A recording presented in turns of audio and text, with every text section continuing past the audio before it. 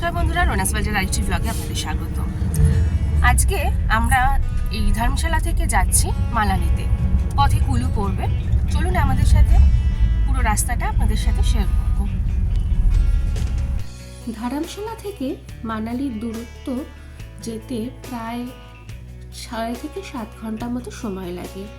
আমাদের ড্রাইভার বলেছিলেন সকালবেলা যতটা সম্ভব তাড়াতাড়ি বেরোলে পৌঁছে যাওয়া যাবে তাড়াতাড়ি সন্ধে।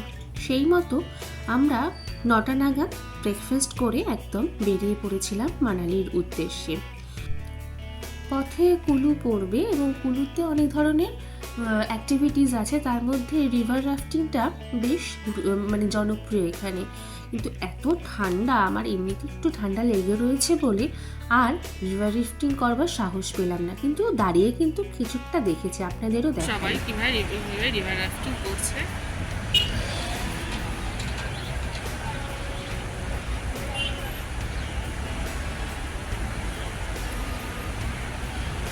আবার চলতে শুরু করলাম। এখানে রাস্তায় কিন্তু আমরা পাচ্ছি দুইখানা দর্শনীয় জায়গা, একটা হলো চামুন্ডা মাতার মন্দির, আরেকটা হবে বৈদ্যনাথ মন্দির। তো চলুন আমাদের সাথে রাস্তায় অপরূপ সৌন্দর্য দেখতে দেখতে এই মন্দির দর্শন করব।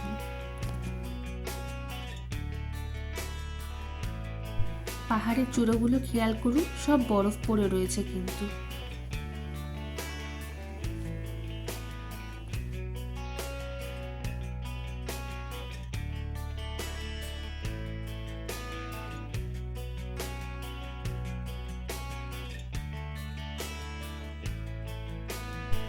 দেখুন কি পরিষ্কারভাবে বরফগুলো বোঝা যাচ্ছে। নেমে পড়েছি আমরা চামুন্ডা মাতা মন্দিরে যাওয়ার জন্য। দুপাশে প্রচুর দোকান, পূজা সামগ্রী নিয়ে সবাই বসে রয়েছেন। যদিও আমরা পুজো দেব না, কারণ আমরা খাওয়া দাওয়া করে এসেছি বলে আর পুজো দেওয়ার এতে যাচ্ছি না। ঢুকে পড়ছি আমরা চামুন্ডা মাতার মন্দিরের উদ্দেশ্যে।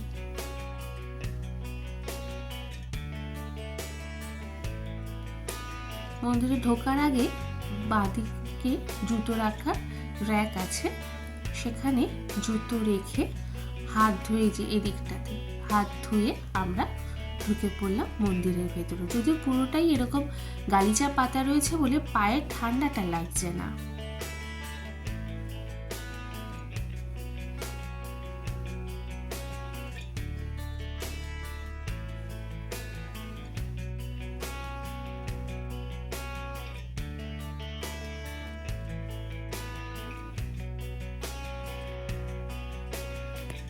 মন্দিরের পেছনেই এখানে কিছুটা জল ধরে রেখে বাঁধিয়ে এখানে দেখুন বোটিংয়ের ব্যবস্থা রয়েছে। আর চারদিকে বিভিন্ন বড় বড় মূর্তি রয়েছে। ওই দিকটাতে বুঝতে পারছি না, মোস্ট প্রবাবলি নটরাজের মূর্তি একটা রয়েছে। এখানে শিব মূর্তি রয়েছে, এই পাশে রয়েছে হনুমানজির মূর্তি। ওই যে বড় গোলাপি রঙের যে পাহাড়ের উঁচুতে দেখছেন, ওটা একটা শিব মন্দির। আর এদিকে রামের মূর্তি। দাঁড়ান একবার হনুমান মূর্তিটা দেখাই, বেশ বড়, দেখলে বুঝতে পারবেন। এই যে, চলুন এবার আমরা এখান থেকে বেরিয়ে মানালির দিকে এগোই। পথে একটা কি সুন্দর চা বাগান পড়েছে, দেখুন খুব সুন্দর জায়গাটা।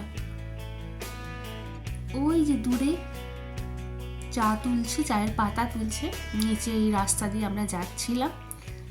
অনেকটা বড় এই চা বাগানটা। এই অসাধারণ প্রাকৃতিক সৌন্দর্য উপভোগ করতে করতে আমরা পৌঁছে গেলাম পরবর্তী গন্তব্য, আমাদের বৈদ্যনাথ মন্দির। অনেকটা জায়গা নিয়ে কিন্তু এই বিশাল এরিয়াটা মন্দিরের অংশ। দাঁড়ান আপনাদের দেখাই, দেখুন কতটা বিশাল অঞ্চল একটা মন্দিরের।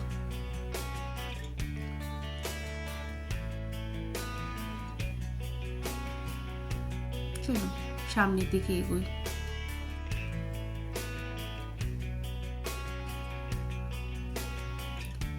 এখানে কিন্তু একটা কুণ্ড মতো রয়েছে, যদিও তার ভেতর কোনো জল নেই। দেখুন ফাঁকা। চলেছি একদম মন্দিরের দেয়ালের গা ঘেঁষে। এখানে বাইরে জুতো খুলে আমরা চলে যাব মন্দিরের ভেতরে।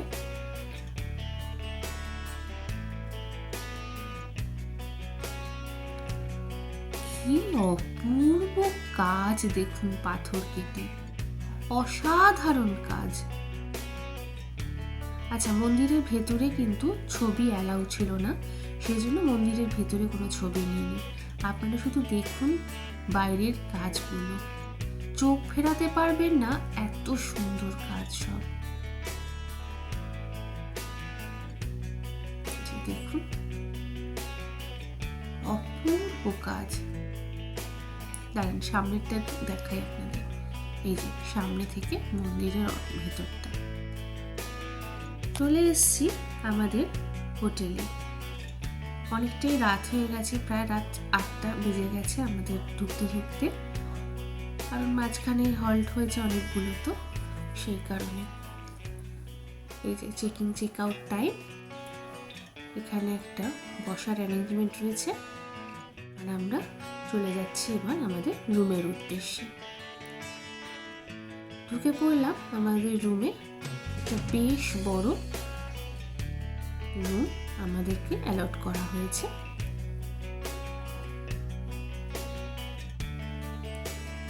এদিকে একটা বড় আয়না রয়েছে, একটা ছোট র্যাক রয়েছে, এবং কাবার্ড এবং টিভি যা নর্মালি থাকে সবই রয়েছে। এখানে দুটো কাউচ রয়েছে এপাশ থেকে দেখুন। আর সবচেয়ে যেটা সুন্দর, এই যে দেখছেন পুরো জানলা দিয়ে মনে হচ্ছে কুচো তারা মানালি শহরটা। আর একটা কি সুন্দর জিনিস দেখো, ওনাদের যে লোগোটা, সেই লোগোটা দিয়ে ওনাদের কুশন আর এখানে বেডের এটা লাগানো রয়েছে। বেশ ভালো লাগছে দেখতে, তাই না? আচ্ছা চলুন আপনাদের বাথরুমটা তাড়াতাড়ি দেখিয়ে দিয়ে এই ব্লগটা শেষ করছি। বারান্দাটা খুলে বাইরে বেরিয়েই এলাম। এত অপূর্ব লাগছে যে মনে হচ্ছে এখানে চেয়ারের মধ্যে বসে বাইরেটা দেখি, কিন্তু ভীষণ ক্লান্ত। এই ব্লগটা এখানেই শেষ করলাম। যদি ব্লগটা ভালো লেগে থাকে অবশ্যই লাইক করবেন, এবং যদি চ্যানেলটা সাবস্ক্রাইব করেন তাহলে খুব খুশি হব। সবাই খুব ভালো থাকবেন। নমস্কার।